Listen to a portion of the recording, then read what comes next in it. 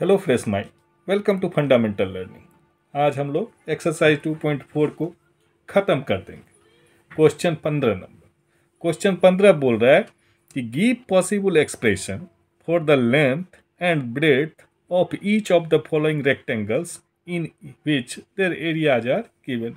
यानी हमको ये रेक्टेंगल दिया हुआ है और इस रेक्टेंगल में हमको ये इक्वेशन दिया हुआ है, क्वाड्रेटिक इक्वेशन। बोल रहा है कि इस क्वाड्रेटिक इक्वेशन से आप हमें ये बताइए कि इस रेक्टेंगल का लेंथ और ब्रेड्थ क्या होगा। ठीक, हमें ये फाइंड आउट करना है कि इस क्वाड्रेटिक इक्वेशन से इस रेक्टेंगल का लेंथ और ब्रेड्थ पता करना है। तो हम कैसे पता करेंगे? यदि हम सोचें तो हमें क्वाड्रेटिक इक्वेशन में क्या मिलता है?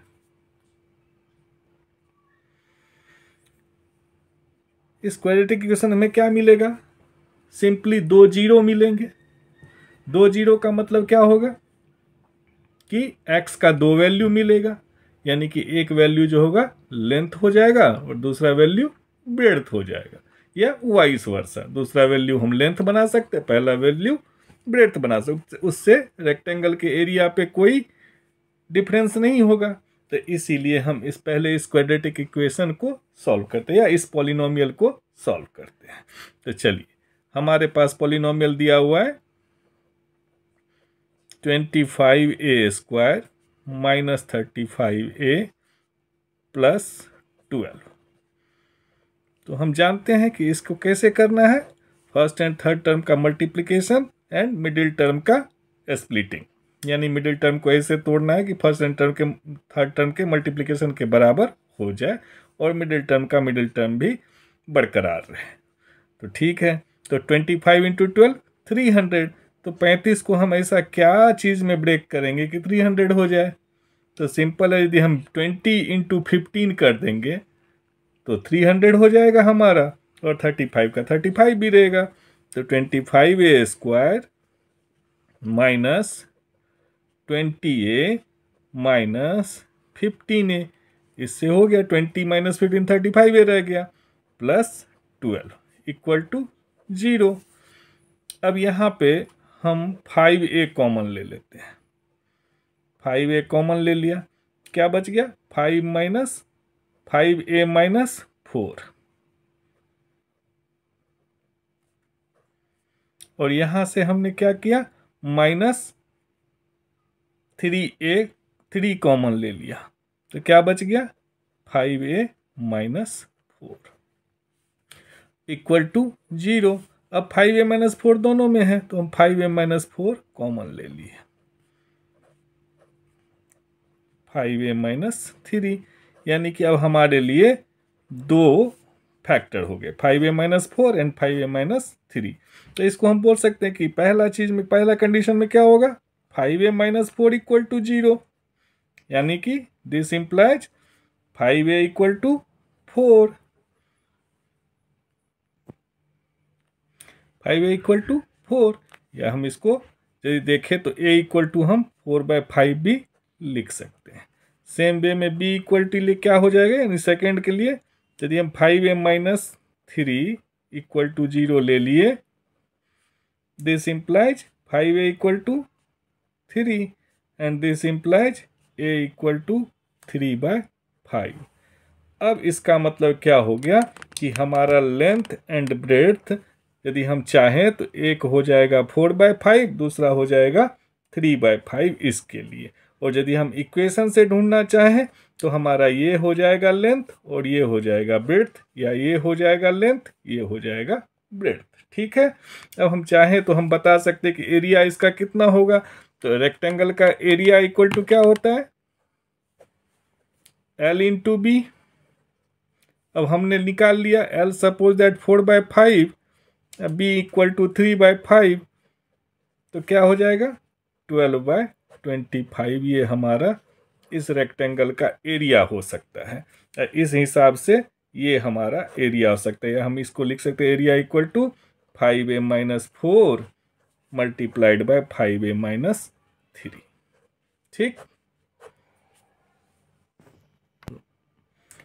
नेक्स्ट क्वेश्चन नंबर 2 बोल रहा है कि उसी तरह से कि find the length and breadth of this rectangle for the given polynomial, जो कि हमारे इस रेक्टेंगल में दिया गया। पॉलिनोमियल है 35y² प्लस 13y माइनस 12। तो हमने फैक्टराइजेशन तो सीखा हुआ है, इसके लिए वीडियो हमने ऑलरेडी बनाया हुआ है कि कैसे फैक्टराइजेशन करते हैं, आप चाहें तो उसको भी देख सकते हैं। तो हम ले लिए 35y² प्लस 13y माइनस 12। इन दोनों को जब मल्टीप्लाई करेंगे तो क्या हो जाएगा 420y²। अब हमें इसको ऐसे ब्रेक करना है कि इस दोनों के ब्रेक का जो मल्टीपल होगा वो 420y² हो जाए और जो सम होगा वो 13y रह जाए। तो ठीक है 35y²। यदि हम प्लस 28y माइनस 15y लिख दें माइनस 12 लिख दें, तो आप देखिएगा जब 28 15 को मल्टीप्लाई करेंगे तो 420 हो जाएगा और जब इसको सम करेंगे तो 13 हो जाएगा। अब यहाँ से हम 35y² प्लस 28y है, यहाँ से हम 7y कॉमन ले लेते हैं। तो क्या बच गया 5y प्लस 4 और यहाँ से माइनस 3y 3 कॉमन ले लेते हैं। तो क्या बच जाएगा y plus 4 sorry 5y 5 plus 4 5y plus 4। तो अब दोनों जगह हमारा 5y प्लस 4 5y प्लस 4 आ गया। अब यहां पर हम 5y प्लस 4 कॉमन ले लिए। अब यहां क्या बच गया 7y, यहां क्या बच गया माइनस 3। तो अब हम चाहें तो पहले की तरह हम इसको इक्वल टू ये 0 इक्वल टू ये 0 इक्वल टू ये 0 इक्वल टू ये 0। तो हम चाहें तो इससे निकाल सकते हैं कि y का वैल्यू -4/5 और फिर y का वैल्यू 3/7। तो वो छोड़ दे, हमारा 2 मिल गया L इंटू बी, यानी कि length equal to 5y plus 4 and breadth equal to 7y minus 3। हमें यही सॉल्व करना है। ठीक, नेक्स्ट क्वेश्चन के लिए हम चलते हैं। नेक्स्ट क्वेश्चन है क्वेश्चन नंबर 16। क्वेश्चन नंबर 16 बोल रहा है what are the possible expression for the dimension of the cuboid whose volume are given below. ये डायमेंशन हमारा क्यूबॉइड का दिया हुआ है और इसका वॉल्यूम ये दिया हुआ है। तो ये वॉल्यूम के लिए क्या क्या पॉसिबल हो सकता है, पॉसिबिलिटी की क्या क्या इसके वॉल्यूम हो सकते हैं। तो वॉल्यूम इक्वल टू क्या होता है, क्यूबॉइड का volume equal to cuboid volume equal to हम जानते हैं कि length into breadth into height. यानी कि यदि हमारा 3 इसका फैक्टर निकल जाएगा तो हम उसको बता सकते हैं कि ये लेंथ ब्रेड्थ इंटू हाइट का कॉम्बिनेशन हो सकता है। इसके लिए हम क्या करेंगे, इस पॉलिनोमियल को फैक्टराइज करेंगे। 3x² माइनस 12x, इसमें से देख रहे हैं हमारा 2 ही टर्म है तो हम इससे क्या किए 3x कॉमन ले लिए। क्या बच गया अब यहाँ पे x माइनस 4। अब इसको हम कैसे लिख सकते हैं, हम ऐसे लिख सकते हैं ना 3 multiplied by x multiplied by x minus 4। अब हम देख रहे हैं कि हमारा 3 टर्म का मल्टीप्लिकेशन हो गया, यानी कि लेंथ ब्रेड्थ हाइट का मल्टीप्लिकेशन हो गया। तो हम बोल सकते हैं पॉसिबल कॉम्बिनेशन ये हमारा लेंथ, ये हमारा ब्रेड्थ और ये हमारा हाइट हो जाएगा इस क्यूबॉइड के लिए। ठीक, चलिए नेक्स्ट क्वेश्चन।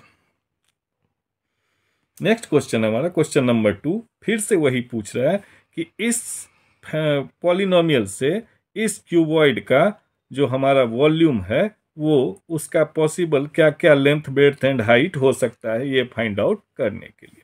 तो हमारा पॉलिनोमियल दिया हुआ है, क्या दिया हुआ polynomial 12ky² plus 8ky minus 20k। इसको हम क्या करेंगे फैक्टराइज करेंगे 12ky²। अब 12 इंटू 20 कितना होता है 240।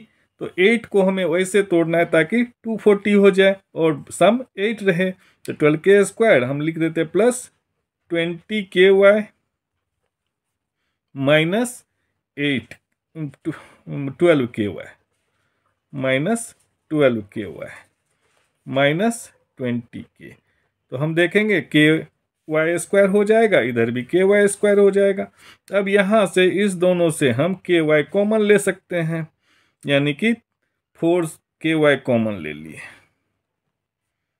क्या आ जाएगा 3y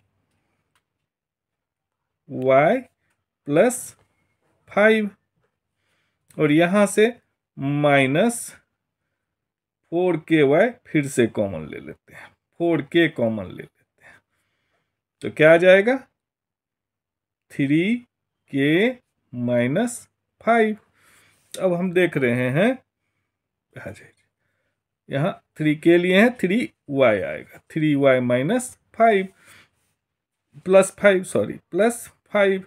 तो अब देख रहे हैं कि 3y प्लस 5 यहाँ भी है और 3y प्लस 5 हमारा यहाँ भी है। अब 3y प्लस 5 को हम कॉमन ले लिए,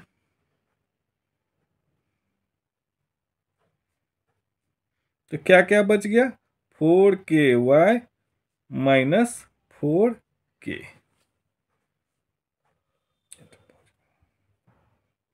लेकिन यहाँ हम क्या देख रहे हैं कि हमारा यहाँ 2 ही फैक्टर निकला। तो यदि 2 फैक्टर निकला तब तो हमारा लेंथ ब्रेड्थ इंटू हाइट नहीं होगा, इससे हम केवल लेंथ और ब्रेड्थ दिखा सकते हैं। लेकिन यदि हम ध्यान से देखें तो हमें दिखाई दे रहा है कि यहाँ पर हमारा एक फैक्टर और निकल सकता है, ठीक है। तो 3y प्लस 5, और यहाँ पर हम क्या कर लेंगे 4k दोनों में से अवेलेबल है, 4k और हम इससे कॉमन ले लिए, तो क्या बच गया y माइनस 1। अब देखिए हमारा 3 फैक्टर हो गया, 1 फैक्टर, 2 फैक्टर और 3 फैक्टर। तो पॉसिबल हमारा लेंथ ब्रेड्थ क्या हो सकता है, this implies possible length breadth equal to 3y plus 5, 4k and y minus 1। ये जो है हमारा possible length breadth and height इस क्यूबॉइड के लिए हो सकता है, ठीक है। यदि कहीं समझ में ना आया हो या आपको कुछ डाउट हो तो कमेंट कर सकते हैं, हम और सिंप्लीफाई करने की कोशिश कर सकते हैं। Thank you, keep on watching for the next, जो कि आपका बहुत ही इंटरेस्टिंग चैप्टर आएगा।